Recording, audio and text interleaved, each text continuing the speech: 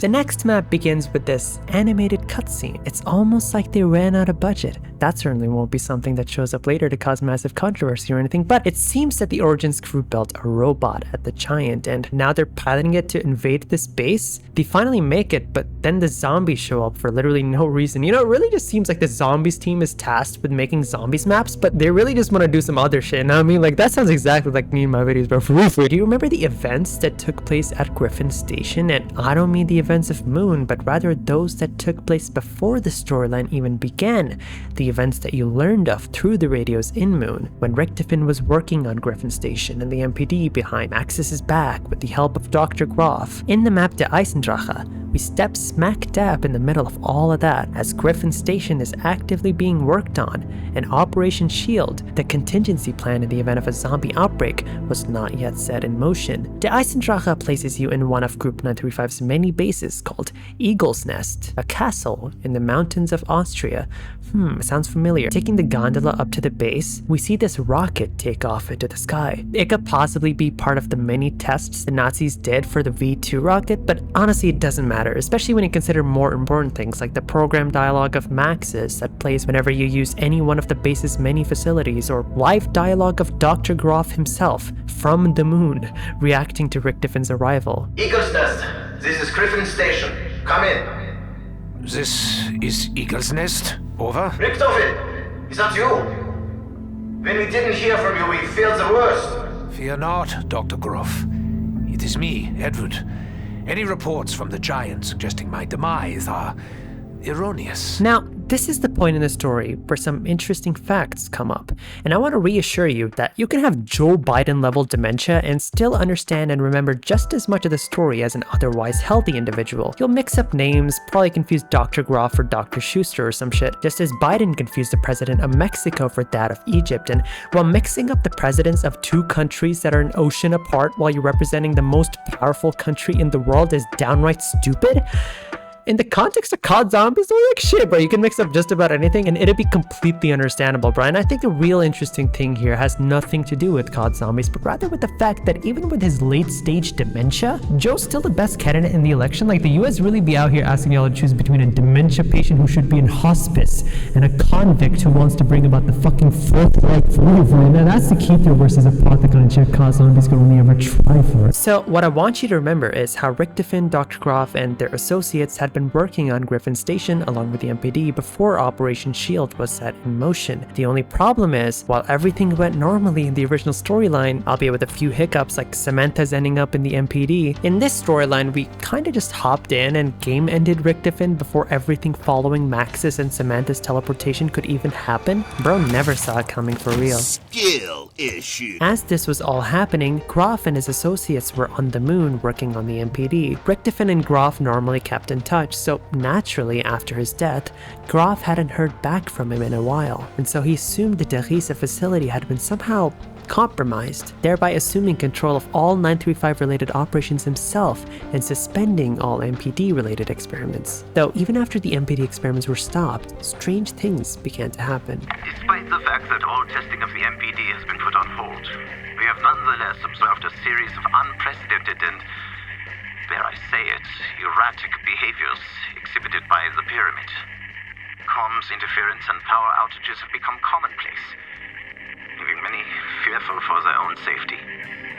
The perimeter guards in the exclusion zone have reported hearing voices emanating from the MPD. Though external recordings do not corroborate their testimony, several individuals reported hearing the same exact words.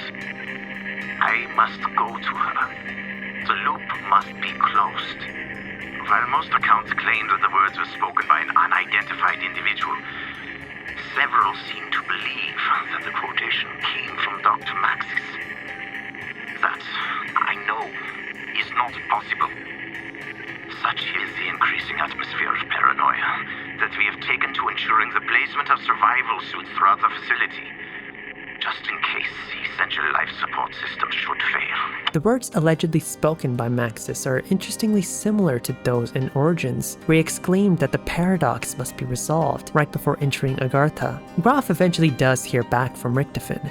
just not the same one, you see. And that is why, knowing just how insane the old Richtofen was, the new Richtofen pretends to be crazy to draw less attention. The only problem is, the new Richtofen ain't got no game, no bitches. Like, my boy fumbles it back so hard, bro. Like, listen to this. Very good.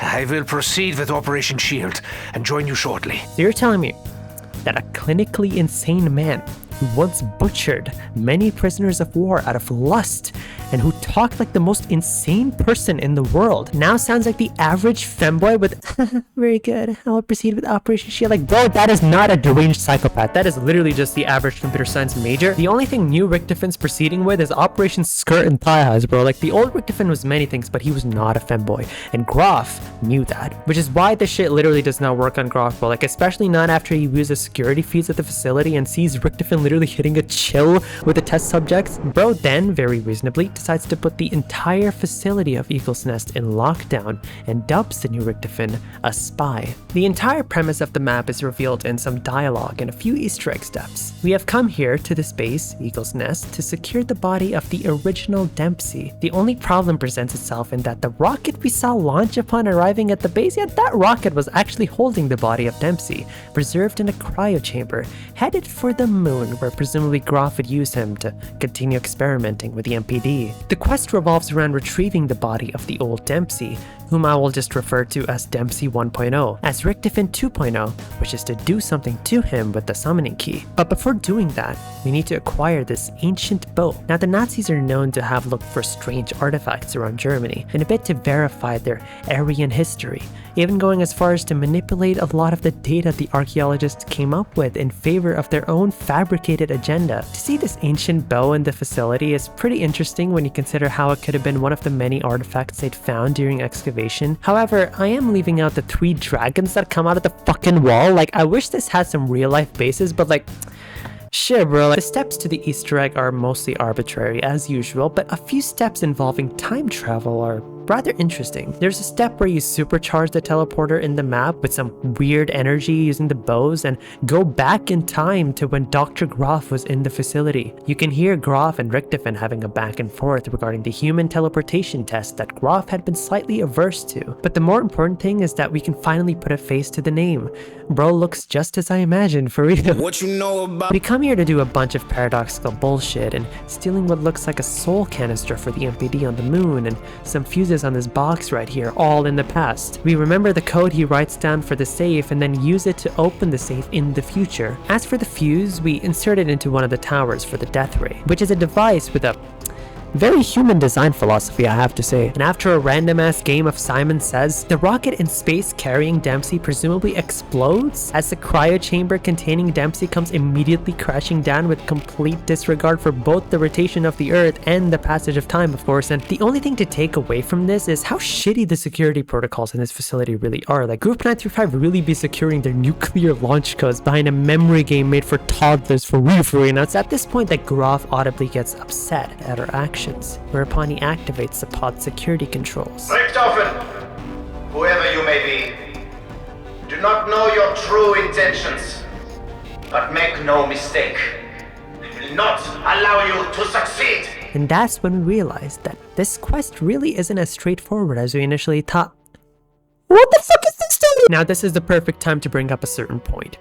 If you think that all of this shit sounds reasonable thus far, let me just pose a few questions that literally have no actual answers for now. Where did the golden rod come from? Was it not at the Siberian outpost and called it dead? Why did 935 try to send Dempsey to the moon? Why exactly did we need the original versions of Dempsey and Richtofen? And why specifically in this dimension? What is the house? Who's M from the ciphers? And my favorite question, literally who is controlling the zombies and causing the outbreaks? Like, I remember googling that specific question and coming across the most bizarre shit, like right up there with the theory of Ganondorf and his oppressive communist regime in Ocarina of Time. So right here, we have a very reasonable individual posing the question of just who is controlling the zombies in these 2 maps. And you go down just 2 comments and see a mention of an Aztec death god from Mob of the Dead. Now, ladies, gentlemen, and those beyond the binary, I don't even know if this is a case of someone having played the cracked version of Zombies all these years, but what I do know is that there was no Aztec death god in Mob of the Dead, alright? Like, if there were, you bet your sweet 2 nuts that have pulled out the entire Aztec mythology's history and evolution out of my ass. But let's evaluate this further, okay? We have here Another sane individual expressing confusion at such a preposterous claim, and you'd think that the Aztec death god conspiracy theorists would run away after such a confrontation, but no. They reply. But they might as well not have replied, bro. Like, I can't even pronounce half this word, and I really feel like what the average person watching my videos must feel when I bring up 16th century folklore and theoretical physics. Wait, what the fuck are alphabet god? Wait, am I on Twitter? Oh, hell no. As for who's controlling the zombies, the only thing that I can tell you is that it's definitely not Samantha, at least not in the Giant and the Eisendrache. Remember how Richtofen 1.0's death resulted in paradoxical fractures across space and time? Fractures that led to weird shit like the plane from Mob the Dead appearing out of nowhere? It can be assumed that because we killed Richtofen 1.0 just moments after he teleported Maxis and Samantha never actually arrived at the moon, and consequently never entered the MPD. However, the outbreak still occurred, and someone is still controlling the zombies. It could be a Mob the Dead / Shadows type beat thing, and honestly, that guy's probably right. It's probably the Aztec death god behind all this shit, bro. But then we step into Samantha's room in the living quarters of Eagle's Nest. The room is there most probably due to Richtofen and how he often took Samantha with him to various 935 bases, as evidenced by one of the radios all the way back in Call of the Dead. Log entry 1471. Date September 2nd, 1845. Diary. Another day, another fair. This time, subject N3WP just slightly off the floor. The Russian subject still smells like urine, even after he was given a bath and deloused twice. And I think I might have killed the specimen from Mexico. His spleen is on the floor and he's not moving anymore. I can verify with certainty, however, that the barrier is not located in the sea. Dr. Continue no matter the cost. I wonder what he might think of the experiment. Girl. Nice! Drop that! That's my sleep! But the most interesting thing about the room are these strange drawings on the wall of the keepers appearing by Samantha's bedside. Perhaps she did travel to the moon after the Giant, but was then coerced by the keepers there to stay calm, thereby never panicking and running into the MPD. This could be somewhat related to one of the audio logs where Dr. Groff reports on how he's been having strange dreams of Samantha roaming around Griffin Station, something that leaves him quite baffled. The only pointer we have for who's controlling the zombies is the announcer dialogue that plays whenever a power-up is picked up. The only problem is the announcer is usually still Samantha even in maps like Mob. This shit literally doesn't make sense, bro. Like, I don't know what to tell you, but the classical way to know who's controlling the zombies is to look at the eye color for the zombies. Orange equals Samantha, or Dr. Maxis. Blue equals Richtofen.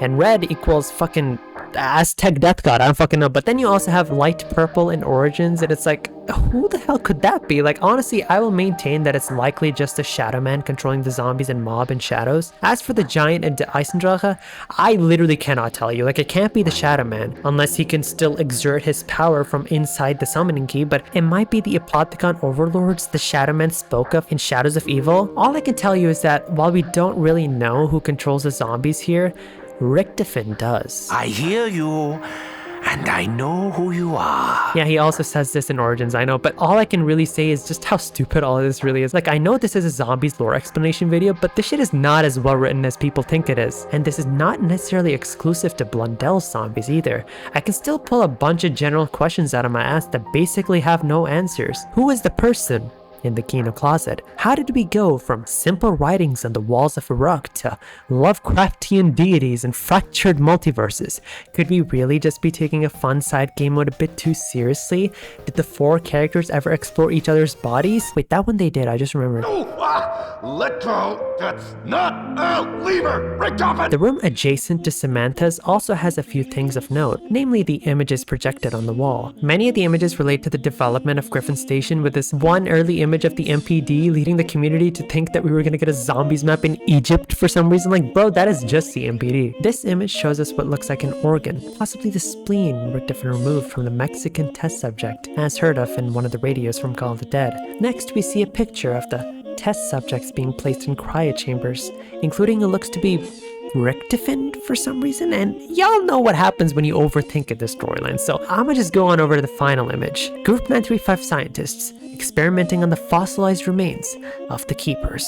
This really should be of no surprise given the amount of excavation the Nazis have been doing in World War II. Even in the bubble of World War I with Origins, it could still make sense, even if that's a different dimension. It's unclear if the scientists knew all along about the Keepers in every dimension or just this one. Just what the scenarios entail is also unclear, despite how interesting the general idea is. This really plays into the idea that the Nova Crawlers and the strange beings in the pods back in Kino were, at least in part, based on the Keepers, which is a really neat way to tie things up a bit, while loosening everything else up. But like for now, let's come back to the map's main quest. We must find a way to disable this pod's electric field. We learn more about the ancient bow and how it can be enhanced into one of 4 possible variants, all associated with the Keepers, as evidenced by these large statues of them towering above the enhanced bow's pedestals.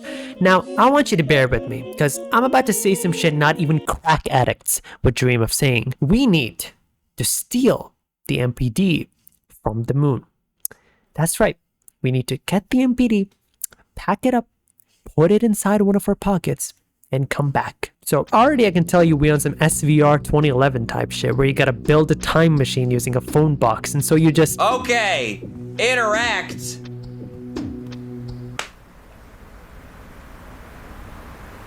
Is he gonna disappear? Like you just put it in his pocket. Something. Okay. While I imagine we could do that to the MPD ourselves if we were present on the moon, we're not, and so we enlist a Keeper to do it for us, after we spawn him in with the Vril device. And bear in mind, considering that this is a fractured universe, the fracture is basically the cop-out for this device's even being here in the first place. Just as random objects appeared from a whole bunch of maps in the Giant, this device could have appeared into Eisendrache in the same exact way. Contrived?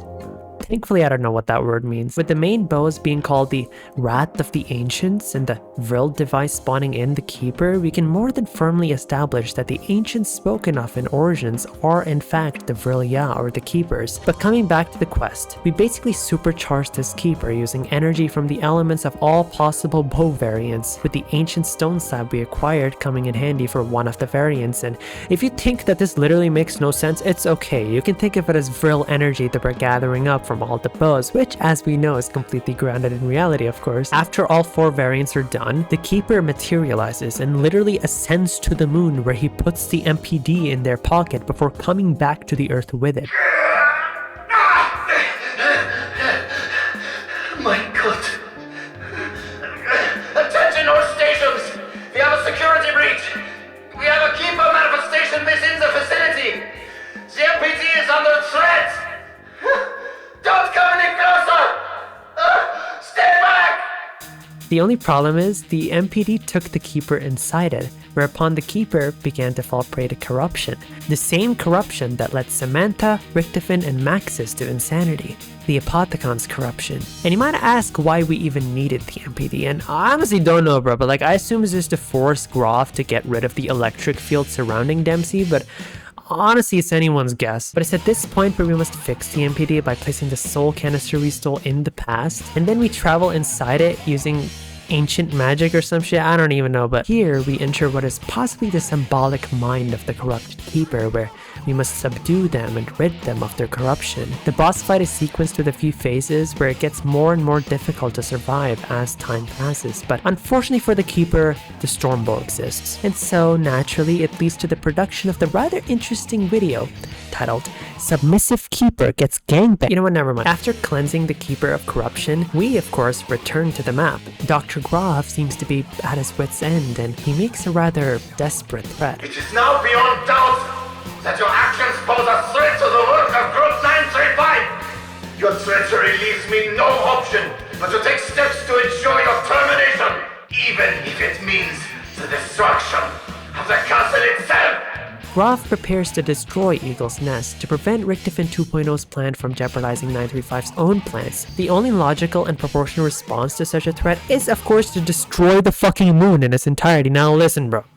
I've been watching Vsauce and Kurskasag, like they talk about this shit all the time. Therefore, I believe I'm qualified to scientifically talk about the possible aftermath of such an event. My scientific deduction, given the destruction of our moon, is of course Tidal waves, huge asteroid impacts. Basically, the Earth in this dimension is gone, bro. Forget about it. Richtofen 2.0 really be out here doing just about anything. Goddamn, like he saw something wrong with the moon in Derisa and just... Now, we destroy the moon, thereby destroying Griffin Station and probably killing Groff in the process. The rockets, of course, make it all the way over to the moon in like 30 seconds, of course, just like the rockets sent toward Earth in the ending of Moon. This in turn forcefully deactivates the security protocol he had activated in Griffin Station through complete obliteration of whatever poor computer used to do so, and also saves us from Groff's desperate last resort of blowing up Eagle's Nest. Finally, we approach Dempsey 1.0's cryo chamber. Richtofen activates a summoning key, freezing the three mid-air. He does this as he plans to kill Dempsey 1.0 to save the multiverse, and fears that the others would not agree with such a course of action. But it turns out that his line of thinking isn't completely correct. We should never have trusted you, Richtofen. Never! You should trust me, Dempsey. You all should. This artifact has the power to contain and preserve the subject's soul. Your soul.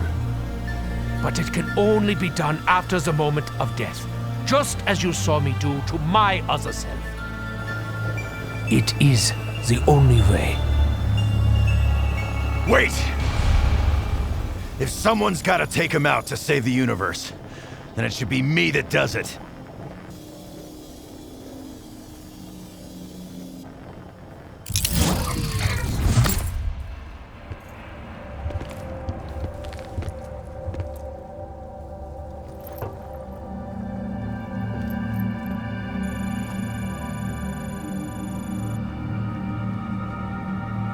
Good to see you, Tank.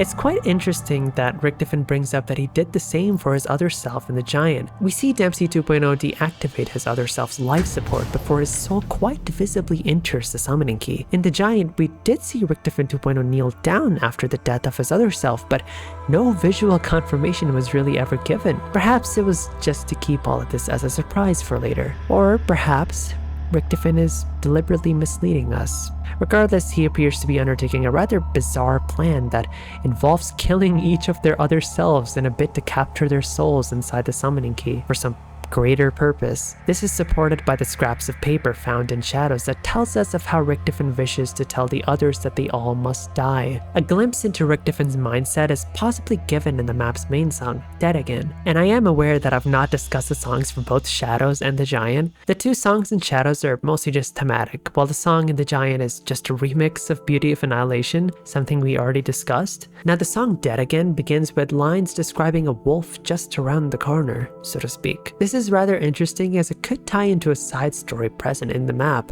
something you discover when you do the quest to obtain one of the bow variants. The story is presented in 4 paintings. The first painting shows us this venerable king with 2 wolves by his side. Great king prepares for battle. Man's best friend at his side. The second shows the king charging into a great battle, with one of his wolves unfortunately shot to death. The third shows the war having taken an extremely dire turn, with what looks like the Apothicon overlords from Shadows towering over the castle. I have heard many tales of such creatures. I fear there may be more than just folklore. The story ends with the fourth painting, which shows the king shot to death. Unfortunately, dear king, battling that particular evil only ever has one outcome. It's interesting that a man in some overalls is seen crouching by his side. Eventually, possibly centuries later, when Group 935 come into play into Eisendrache, we can find the skull of one of the hounds that died protecting the king. The skull is used in summoning the spirit of the hound, who then leads us to gather up the scattered remains of who is possibly the king himself. We can then, of course, return the king's remain to his crypt here. With his master finally at rest, so too is the hound. It's a rather melancholic story, and how it can tie into the map song is if you assume everything to be in Richtofen's point of view. If the Wolf King's story is about a horrible war, where the great old ones themselves descended upon the earth to spread death and corruption, then maybe Richtofen fears that a wolf, which in reality symbolizes that horrible war, is at his door, signifying yet another war about to happen, something that happens in part thanks to him. The song continues, describing a forced enlightening and a life that he maligns. This is quite similar to the idea that all Richtofen 1.0 really wanted to do was to advance the teleportation projects, but he found himself corrupted by the Apothicons who drove him mad and hungry for power. For Richtofen 2.0, perhaps a similar case is to be made, as someone or something told him about this grand plan he's now undertaking, whether it was Maxis or whomever. This notion is substantiated by some of the later lines, where he speaks of hearing his name in his head, in a voice just like his. The lines referring to his feeling like he's everywhere and his wanting to live forever through serial funny word really drives forward the notion that perhaps the fates of him and the other three are rather dire, but that maybe through killing their other selves, they can somehow cheat death. It's all rather cryptic, but it certainly makes the most sense for the song to be generally in Richtofen's point of view. There is the view that it's in Dempsey's perspective, but then a lot of the lines wouldn't really fit, and the ones that would fit would be the ones where the questions of, am I dead, is it all over, get brought up, and a general idea that is not specific to Dempsey. He could ask those questions upon seeing his other self die, but so could Richtofen. Regardless, I think it would be best to revisit the song later when perhaps the lore will have developed into something much more clear.